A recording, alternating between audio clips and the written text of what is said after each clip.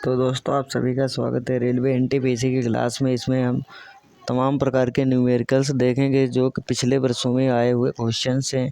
इसका एनटीपीसी का लेवल क्या रहता है, हमारी तैयारी आगे किस हद तक बढ़ाने की ज़रूरत है, ये सभी चीज़ें हम लोग देखने का प्रयास करेंगे। सारे पीवाई को हमने आपके लिए छांट रखे हैं, देखते हैं। ये हमारा प्रीवियस ईयर पेपर जो था ना 10 बजे 10:30 बजे से 12 बजे के बीच में 5 मार्च में हुआ था। तो चलिए इसके ऊपर हम लोग डिटेल में चर्चाएं करेंगे। उससे पहले आपको बता दें कि यदि आप मैथ रीजनिंग का भी सलूशन देखना चाहते हैं तो क्या करिए, वीडियो को रोक के पॉज करके उसको भी हल करने का प्रयास करिए।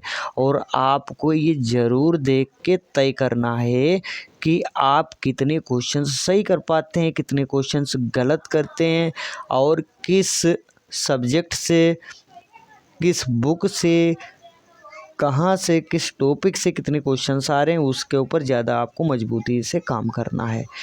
तो इनमें से ये क्वेश्चन हमारा इंटरनेशनल का है। तो कहते हैं इनमें से देशों के इनमें से किस युग में दो पक्षीय प्रणाली है। तो दो पक्षीय प्रणाली किसमें है, ये हमारा IR का क्वेश्चन है। संयुक्त राज्य अमेरिका और यूनाइटेड किंगडम इसका सही जवाब है।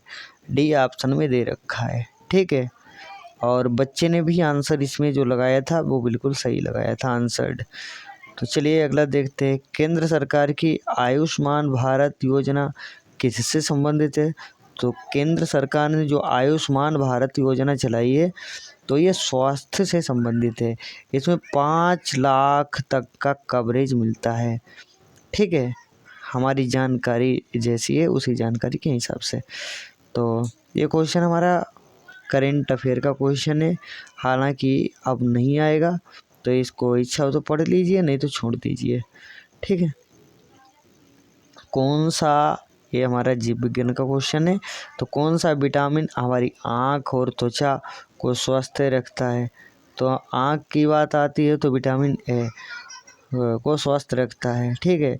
और विटामिन डी हमें सूर्य से, दूध और अंडे से प्राप्त होता है। विटामिन ए आँखों संबंधी बीमारी जितनी भी होती है, विटामिन ए उसको भरपूर्ति करता है, और विटामिन ए की कमी से आँखों संबंधित बीमारियाँ होती हैं। विटामिन बी, इससे बेरी रोग होता है।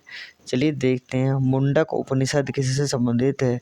तो मुंडक उपनिषद जो है ना, अर्थ वेद से संबंधित है मुंडक उपनिषद।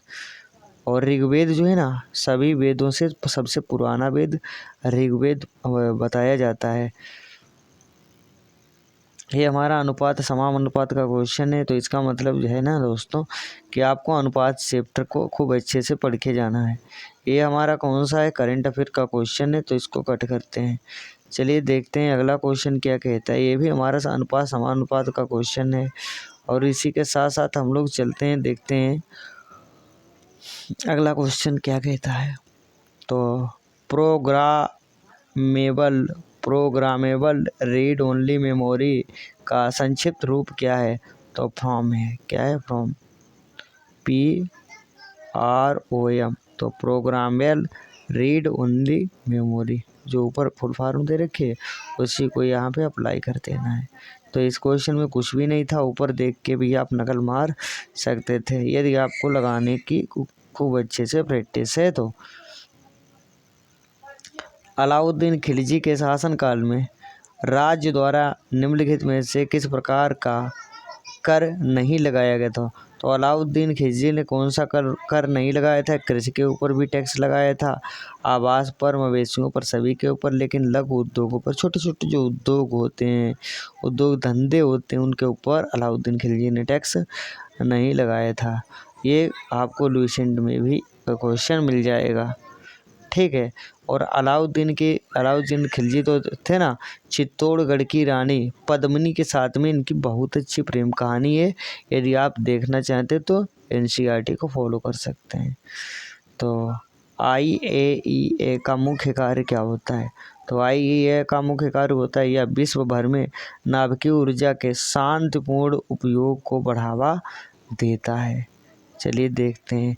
इसका आपका क्या करना है, का मान निकालना है। इसका मान निकाल दीजिए, बस हो गया काम इसका।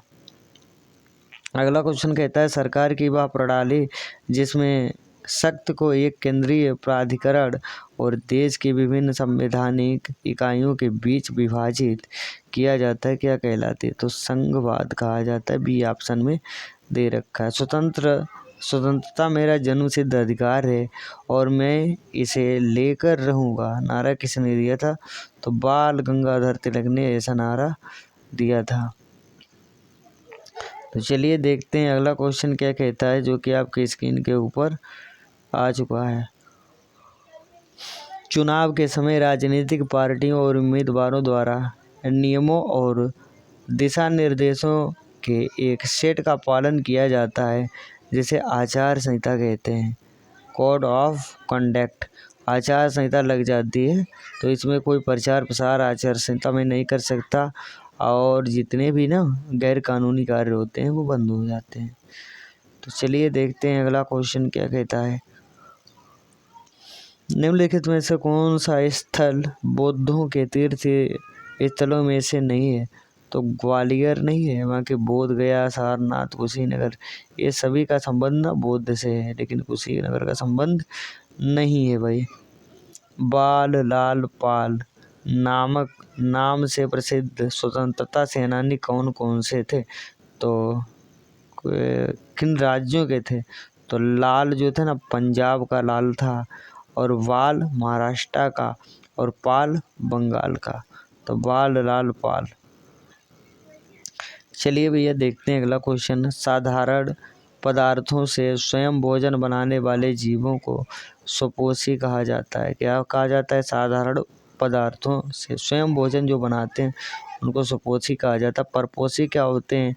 जो अपने भोजन के लिए दूसरों के ऊपर निर्भर रहते हैं उनको परपोषी कहा जाता है। मृतपोषी क्या होते हैं? जो मरे हुए शरीर यानी मृतक शरीर यानी डेड बॉडी के ऊपर रहते हैं उसको खाते हैं, मृतपोषी कहलाते हैं। ठीक है, चलिए देखते हैं अगला क्वेश्चन क्या कहता है। निम्नलिखित में से कौन सा सुपर कंप्यूटर नहीं है? तो इका, परम, क्रे 3 ये सभी हैं, लेकिन पीडीए सुपर कंप्यूटर का उदाहरण नहीं है। निम्नलिखित में से कौन सा एक जीवाणु जनित रोग है? तो जीवाणु जनित रोग कौन सा है? तो डिप्थीरिया जीवाणु जनित रोग है। संस्कृत भाषा किस भाषा परिवार से संबंधित है? तो भारतीय यूरोपीय से संबंधित है। चलिए भैया देखते हैं अगला क्वेश्चन क्या कहता है। अगले क्वेश्चन की तरफ हम लोग आने का प्रयास करते हैं। सुप्रसिद्ध काव्य मेघदूत इनमें से किसकी कृति है? तो काव्यदूत के रचनाकार कालिदास जी हैं। चलिए देखते हैं अगला क्वेश्चन क्या कहता है। निम्नलिखित में से कौन सी एक रोजगार सृजन योजना नहीं है? तो कौन सी नहीं? प्रधानमंत्री जनधन योजना। तो रोजगार सृजन की ये योजना नहीं है, अन्य सभी इसी से संबंधित है।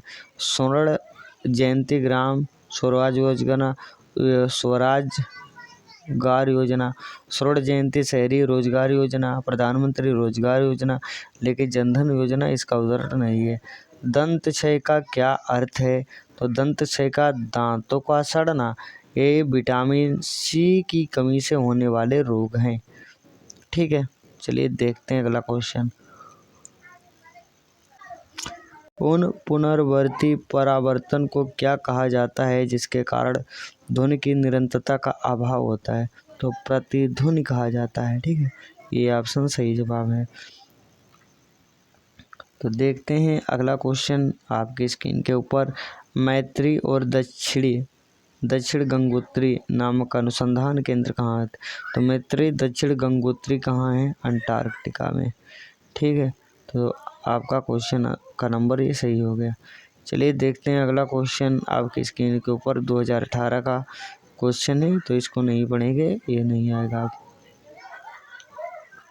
चलिए देखते हैं अगला क्वेश्चन क्या कहता है, जो कि आपकी स्क्रीन के ऊपर। राष्ट्रीय ग्रामीण रोजगार गारंटी योजना के तहत प्रत्येक परिवार को न्यूनतम कितने दिन का रोजगार प्रदान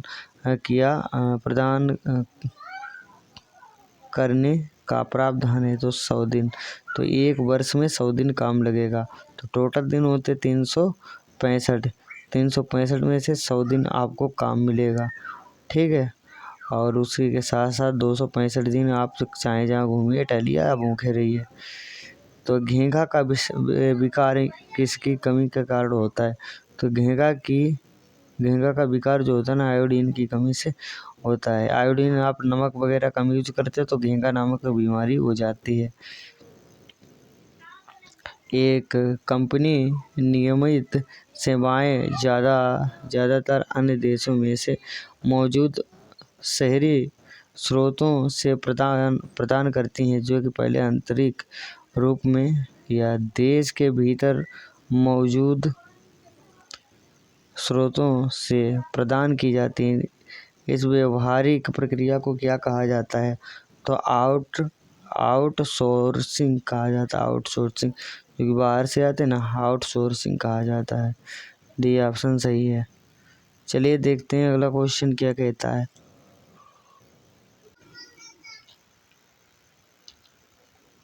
वन्य जीव संरक्षण अधिनियम 1972 में कितनी अनुसूचियाँ थी? तो 6 अनुसूचियों को भैया शामिल किया गया था, तो डी ऑप्शन सही जवाब है।